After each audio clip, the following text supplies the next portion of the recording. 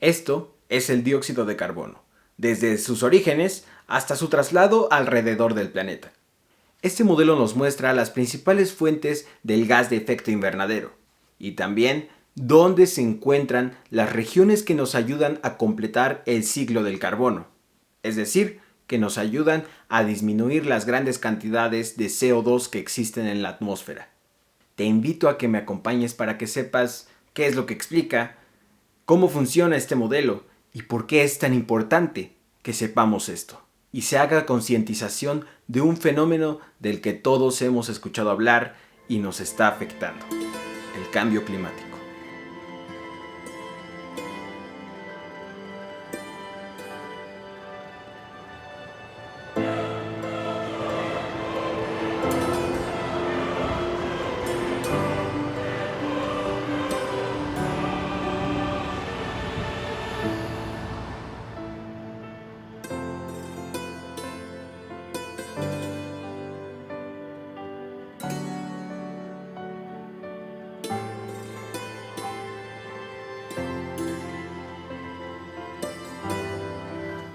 Cada vez hace más calor en todo el planeta, y esto tiene nombre: calentamiento global, causado por la aceleración del cambio climático y el efecto invernadero.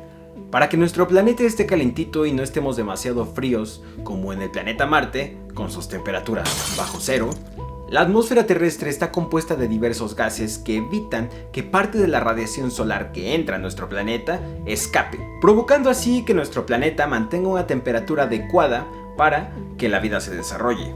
Esto, en unos términos simplistas, es lo que llamamos efecto invernadero. Y como ven, es algo natural, pero la actividad humana con cada revolución industrial rompió con este equilibrio, al emitir cada vez más grandes cantidades de gases de efecto invernadero, principalmente el CO2, otro nombre con el que se le conoce al dióxido de carbono, que es uno de estos gases que nos ayudan a conservar la temperatura de nuestro planeta.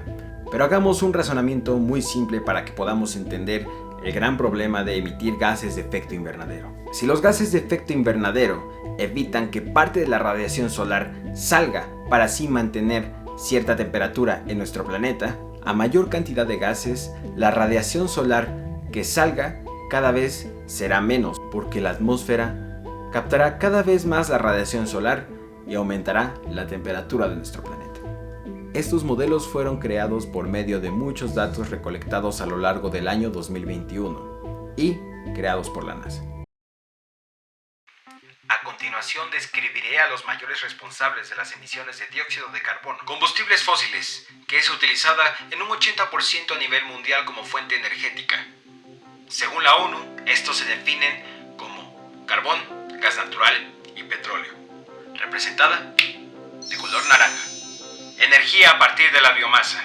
Es el tipo de energía generada a partir de los residuos de la materia orgánica, como acerrín, excremento, la poda, entre otros, representada de color rojo. Pero el CO2 tiene un ciclo y es absorbido por los ecosistemas terrestres y los océanos. Estos los representaremos con el color verde y azul, respectivamente.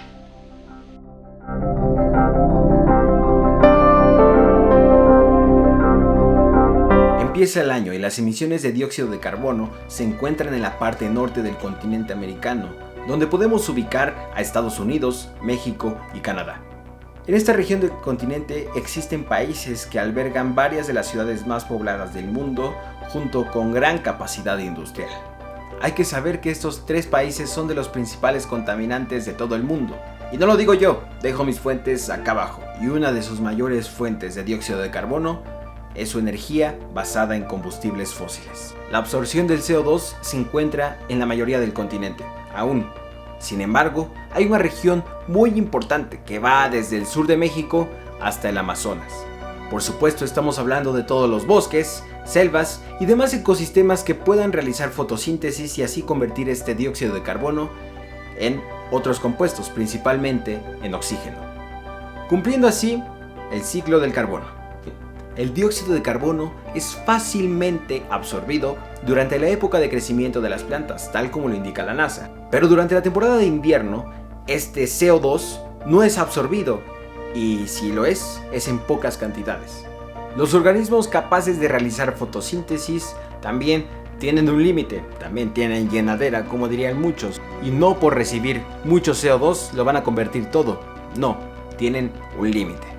Ahora conoces la importancia de los ecosistemas en la regulación de la temperatura y los gases de efecto invernadero.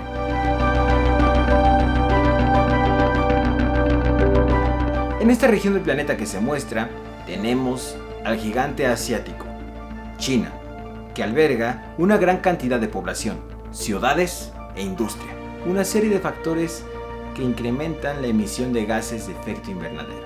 Al sur de este país tenemos a otra potencia, la India.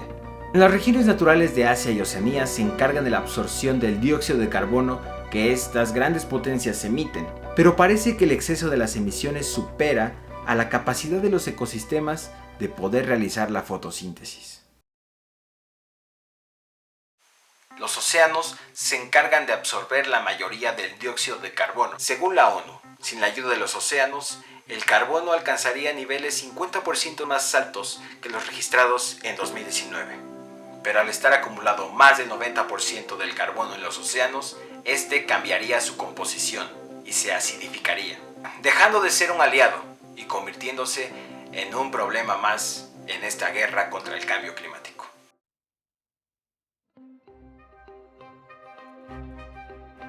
En el mapa podemos observar las emisiones a partir de la biomasa, que también pueden representar la quema de bosques. Si bien las emisiones de dióxido de carbono de la quema de los bosques no son tan relevantes, esto nos quita ecosistemas y ya hemos aprendido que son importantes para la absorción del dióxido de carbono. En esta región las principales emisiones del CO2 provienen de Europa y Medio Oriente, pero en África aún tenemos pulmones en la Tierra. Esto nos muestra muchas cosas, pero hay algo que destaca: el contraste de desarrollo en las poblaciones. Los países desarrollados emiten grandes cantidades de gases de efecto invernadero, mientras que en la mayoría del continente africano, que no destaca por su desarrollo, se ve lo contrario a los países desarrollados. Esto también nos lleva a cuestionarnos mucho sobre la geopolítica y el desarrollo de las poblaciones. ¿Desarrollo es igual a contaminar? ¿Para avanzar tenemos que destruir? Y la verdadera pregunta: ¿todo esto es culpa del hemisferio norte?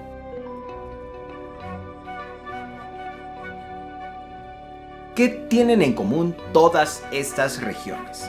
Desde el hemisferio norte proviene la mayoría de las emisiones de gases de efecto invernadero, esto por cuestiones históricas y geopolíticas.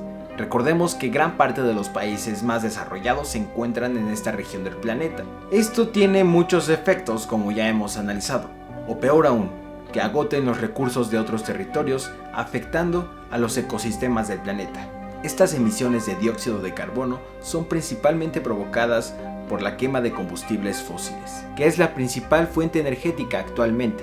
Existen muchos planes para hacer una transición energética y así contrarrestar los efectos que estos pueden tener en el cambio climático.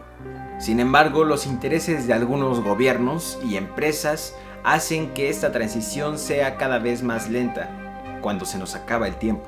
Las energías limpias serían de gran ayuda. Por ejemplo, la energía eólica o la energía generada por el agua, la energía solar, por supuesto la energía nuclear, de fisión, y que actualmente se está desarrollando la energía de fusión nuclear. Si quieres saber más del tema de energías limpias, comenta aquí abajo en los comentarios para que próximamente hagamos un video sobre eso.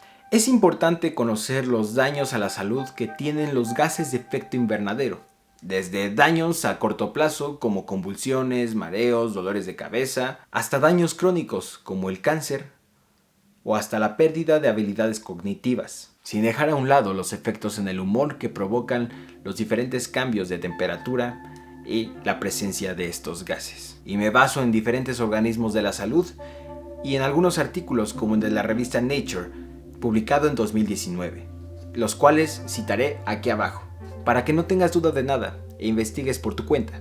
Reducir las emisiones de gases de efecto invernadero es necesario. Vemos la gran distribución que tiene el CO2 alrededor de nuestro planeta y que los ecosistemas no pueden absorber todo el gas emitido.